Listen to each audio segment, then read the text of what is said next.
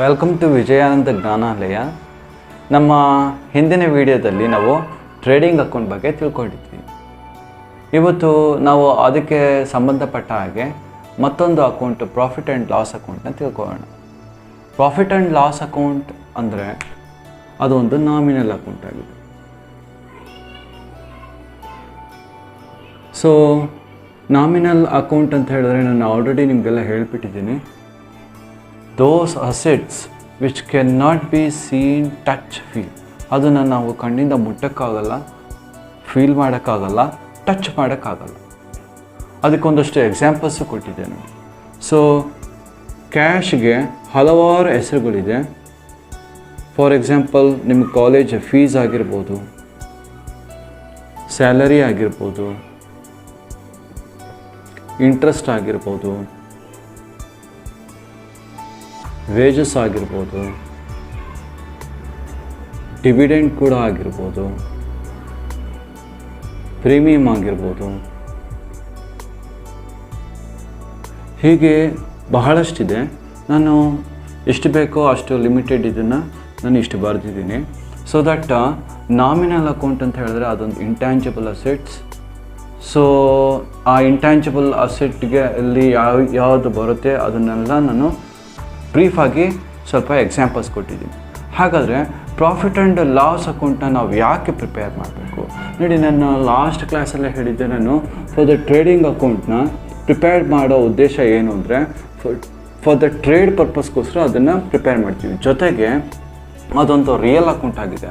ಅದನ್ನು ಏನಕ್ಕೆ ಪ್ರಿಪೇರ್ ಮಾಡ್ತೀವಿ ಅಂದರೆ to find out or ascertain gross profit or gross ಲಾಸ್ನ ಕಂಡುಹಿಡಿಯೋದಕ್ಕೋಸ್ಕರ ನಾವೇನು ಮಾಡ್ತೀವಿ, ಟ್ರೇಡಿಂಗ್ ಅಕೌಂಟ್ನ ಪ್ರಿಪೇರ್ ಮಾಡ್ತೀವಿ. So gross profit, gross loss ಅಂದರೆ ನಿಮ್ಗೆ ಗೊತ್ತಿದೆ, ಅಂದಾಜು ಲಾಭ, ಅಂದಾಜು ನಷ್ಟ.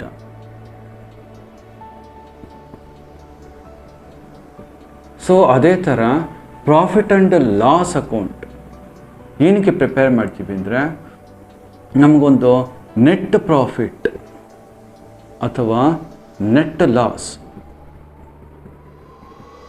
ಅದನ್ನು ಕಂಡುಹಿಡಿಯೋಕ್ಕೋಸ್ಕರ ಈ ಪ್ರಾಫಿಟ್ ಆ್ಯಂಡ್ ಲಾಸ್ ಅಕೌಂಟನ್ನ ಪ್ರಿಪೇರ್ ಮಾಡ್ತೀವಿ. ಸೊ ಹಾಗಾದರೆ ನಮಗೆ ಟ್ರೇಡಿಂಗ್ ಅಕೌಂಟಲ್ಲಿ ನೋಡಿ, ಯಾವುದೇ ಒಂದು ಬಿಸ್ನೆಸ್ ಆದರೆ ಒಂದು ಪ್ರಾಫಿಟ್ ಬರುತ್ತೆ, ಇಲ್ಲ ಅಂದರೆ ಲಾಸ್ ಆಗುತ್ತೆ. ಎರಡೂ ಒಟ್ಟಿಗೆ ಬರೋಕ್ಕೆ ಸಾಧ್ಯ ಇಲ್ಲ. ಇದರಲ್ಲಿ ಇವಾಗ ಟ್ರೇಡಿಂಗ್ ಅಕೌಂಟಲ್ಲಿ ಪ್ರಾಫಿಟ್ ಬಂದಿರ್ಬೋದು ಅಥವಾ ಲಾಸ್ ಬಂದಿರ್ಬೋದು. ಅದನ್ನು ಡೈರೆಕ್ಟಾಗಿ ನಾವು ಯಾವ ಅಕೌಂಟ್ಗೆ ಟ್ರಾನ್ಸ್ಫರ್ ಮಾಡ್ತೀವಿ ಅಂದರೆ that is called P&L account. ಈ P&L ಅಕೌಂಟಲ್ಲಿ ಟ್ರಾನ್ಸ್ಫರ್ ಆಗಿ ಬಂದಿರೋವಂಥ ಟ್ರೇಡಿಂಗ್ ಅಕೌಂಟಿಂದ ಟ್ರಾನ್ಸ್ಫರ್ ಆಗಿ ಬಂದಿರೋವಂಥ ಗ್ರಾಸ್ ಪ್ರಾಫಿಟ್ ಇರ್ಬೋದು, ಗ್ರಾಸ್ ಲಾಸ್ ಇರ್ಬೋದು.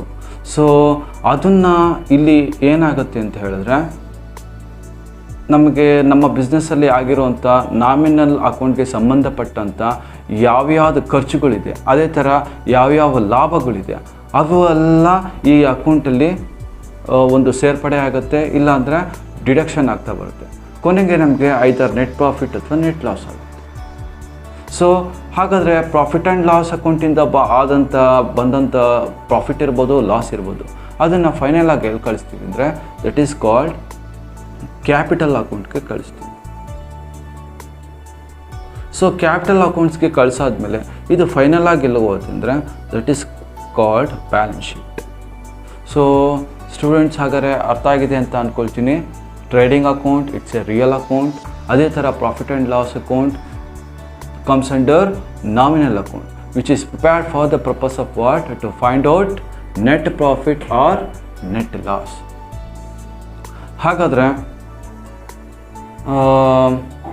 ಹಾಗಾದರೆ ನೆಕ್ಸ್ಟ್ ನಾವು ನೋಡೋದಾದರೆ ಫಿನಾನ್ಷಿಯಲ್ ಸ್ಟೇಟ್ಮೆಂಟ್ಸ್ ಅಂದರೆ ಏನು? ಫಿನಾನ್ಷಿಯಲ್ ಸ್ಟೇಟ್ಮೆಂಟ್ಸ್ ಅಂದರೆ ಏನು?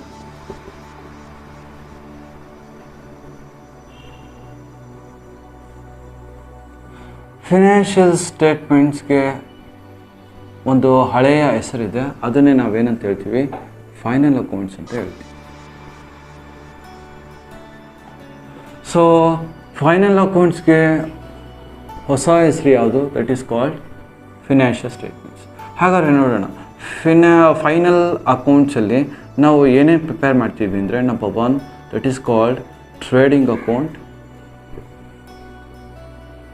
Second one that is called P&L account. Third one that is called balance sheet.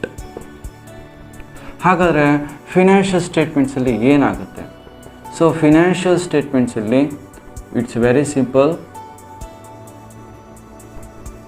ಎರಡು ಥರ ಈ ಸ್ಟೇಟ್ಮೆಂಟ್ಸ್ನ ಕ್ಲಾಸಿಫೈ ಮಾಡಿದ್ದಾರೆ. ನಂಬರ್ 1, ಸೊ ಮೊದಲನೇದಾಗಿ ಇನ್ಕಮ್ ಸ್ಟೇಟ್ಮೆಂಟ್,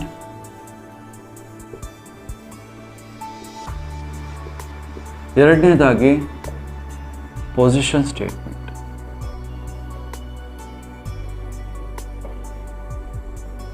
ಹಾಗಾದರೆ ಇನ್ಕಮ್ ಸ್ಟೇಟ್ಮೆಂಟಲ್ಲಿ ನಾವೇನೇನೆಲ್ಲ ಪ್ರಿಪೇರ್ ಮಾಡ್ತೀವಿ ಅಂದರೆ number 1 trading account, number 2 profit and loss account. Position ಸ್ಟೇಟ್ಮೆಂಟಲ್ಲಿ ನಾವು ಬ್ಯಾಲೆನ್ಸ್ ಶೀಟ್ನ ಪ್ರಿಪೇರ್ ಮಾಡ್ತೀವಿ. ಹಾಗಾದರೆ ಸ್ಟೂಡೆಂಟ್ಸ್ ಗೊತ್ತಾಗಿದೆ ಅಂದ್ಕೊಳ್ತೀನಿ ಫಿನಾನ್ಷಿಯಲ್ ಸ್ಟೇಟ್ಮೆಂಟ್ಸ್ನ ಯಾಕೆ ಪ್ರಿಪೇರ್ ಮಾಡಬೇಕು. ಒಂದು ಟ್ಯಾಕ್ಸ್ ಕಟ್ಟೋ ಪರ್ಪಸ್ ಇರ್ಬೋದು, ಅಥವಾ ಪ್ರತಿ ಸಲಕ್ಕೂ ನಾವು ಬುಕ್ಸ್ ಆಫ್ ಅಕೌಂಟ್ಸ್ನ ತೆಗೆದು ವೆರಿಫೈ ಮಾಡೋಕ್ಕೆ ಸಾಧ್ಯ ಆಗೋದಿಲ್ಲ. ಸೊ ಈ ಫಿನಾನ್ಷಿಯಲ್ ಸ್ಟೇಟ್ಮೆಂಟ್ಸ್ನ ಒಂದ್ಸಲಿ ರೆಡಿ ಮಾಡಿಟ್ಟಿದ್ರೆ ನಾವು ಈಸಿಯಾಗಿ ನಮಗೆ ಬೇಕಾದಂಥ ಅಕೌಂಟಿಂಗ್ ಇನ್ಫಾರ್ಮೇಷನ್ನ ಈಸಿಯಾಗಿ ಪಡಿಬೋದು. ಸೊ ಹಾಗಾಗಿ ಫಿನಾನ್ಷಿಯಲ್ ಸ್ಟೇಟ್ಮೆಂಟ್ಸ್ನ ಪ್ರಿಪೇರ್ ಮಾಡ್ತೀವಿ. ಸೊ ಇನ್ಕಮ್ ಸ್ಟೇಟ್ಮೆಂಟಲ್ಲಿ ಏನೇನು ಅಕೌಂಟ್ ಪ್ರಿಪೇರ್ ಮಾಡ್ತೀವಿ? ಟ್ರೇಡಿಂಗ್ ಅಕೌಂಟ್ ಮತ್ತು profit and loss account. Position ಸ್ಟೇಟ್ಮೆಂಟಲ್ಲಿ ನಾವೇನು ಪ್ರಿಪೇರ್ ಮಾಡ್ತೀವಿ? ದಟ್ ಈಸ್ ಕಾಲ್ಡ್ ಬ್ಯಾಲೆನ್ಸ್ ಶೀಟ್ನ ಪ್ರಿಪೇರ್ ಮಾಡ್ತೀವಿ. ಹಾಗಾದರೆ what you mean by balance sheet? Balance sheet ಅಂದರೆ ಏನು ನೋಡಿ. ಈ ಬ್ಯಾಲೆನ್ಸ್ ಶೀಟನ್ನು ನಾವು ಏನಂತ ಹೇಳ್ತೀವಿ ಅಂದರೆ ಅದು ಒಂದು ಯಾವುದೇ ಒಂದು ಅಕೌಂಟ್ ಅಲ್ಲವೇ ಅಲ್ಲ. So balance sheet is not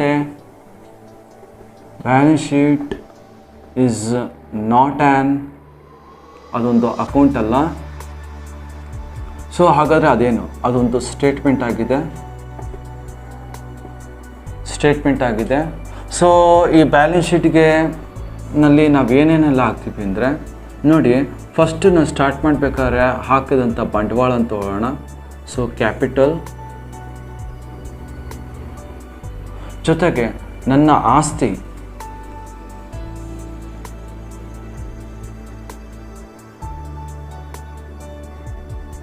ಜೊತೆಗೆ ನಾನು ಮಾಡಿದಂಥ ಸಾಲ, ನನ್ನ ಒಟ್ಟು ಸಾಲ.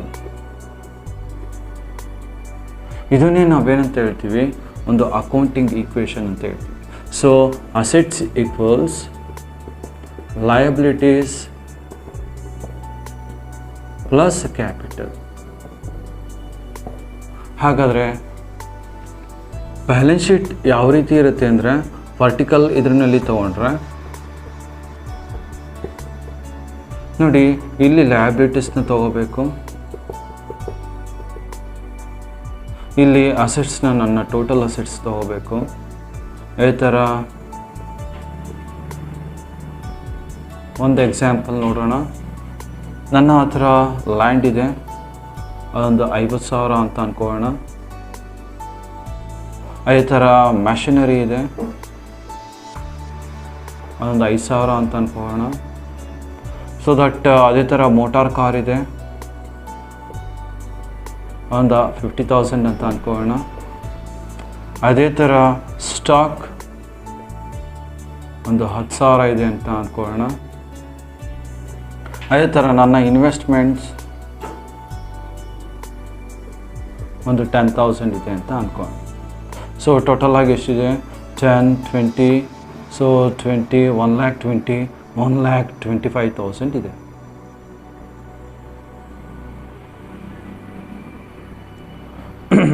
ನೋಡಿ, ನನ್ನ ಕ್ಯಾಪಿಟಲ್ ಬಂದು 1,00,000 ಇದೆ ಅಂತ ಅಂದ್ಕೊಳ್ಳಿ. ಅದೇ ಥರ ನಾನು ಬ್ಯಾಂಕಲ್ಲಿ ಓವರ್ ಡ್ರಾಫ್ಟ್ ಮಾಡಿದ್ದೀನಿ. So that is called bank over draft. So ಅದೊಂದು 20,000 ಇದೆ ಅಂದ್ಕೊಳ್ಳಿ. ನಾನು ಬೇರೆಯವ್ರ ಹತ್ರ ಸಾಲ ತೊಗೊಂಡಿದ್ದೆ, ಅದೊಂದು 2,000 ರೂಪಾಯಿ. ಅದೇ ಥರ ನಾನು ಪರ್ಚೇಸ್ ಮಾಡಿ ಅದ್ರದ್ದು ಪೇಮೆಂಟ್ ಬಾಕಿ ಇಟ್ಕೊಂಡಿದ್ದೀನಿ, ಸೊ 1,25,000 1,25,000. ನೋಡಿ, ಅಸೆಟ್ಸ್ ಯಾವಾಗಲೂ ಯಾವುದಕ್ಕೆ ಸಮ ಆಗಬೇಕು? Liabilities plus capital.